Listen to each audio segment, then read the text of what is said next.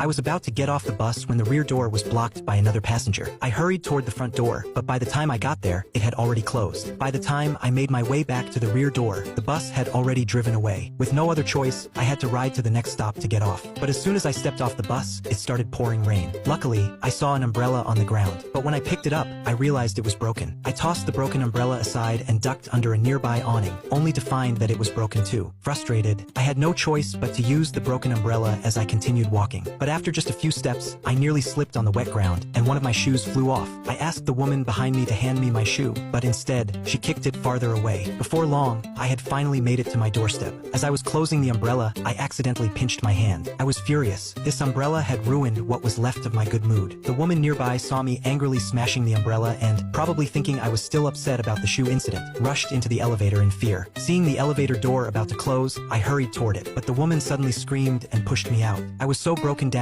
by the day's events. I had no idea what I could have done for all this to happen. Later, I went to a convenience store to buy a cup of instant noodles, only to find that the same woman was also there. As soon as she saw me, she acted as if she'd seen a ghost and quickly hid. I watched her go to the checkout counter and whisper something to the cashier. When I opened the instant noodles, I realized the seasoning packet was missing. So I went to the counter and asked for a replacement. But the cashier inexplicably warned me that if I tried talking to her again, she would call the police. I had no idea what that woman had told her, but there was nothing I could do. I ended up eating the plain, flavorless noodles without any seasoning. After just a few bites, my stomach suddenly started hurting. Clutching my stomach, I asked the cashier where the restroom was, but she ignored me, keeping one hand pressed on the emergency button. Unable to hold it in any longer, I rushed toward home. As soon as I reached my apartment building, I saw the same woman ahead of me, quickly stepping into the elevator and closing the door. I had no choice but to run toward the stairwell. When I finally reached my floor, I discovered that this woman was actually my new neighbor, but I had no idea why she was screaming at me. At last, I was home. I rushed to the bathroom, but when I pushed the door open, I found my father sitting on the toilet. My mother, seeing how pale and weak I looked, kept asking me what was wrong. I was too frantic to speak, silently praying that my father would hurry up and free the toilet. My father,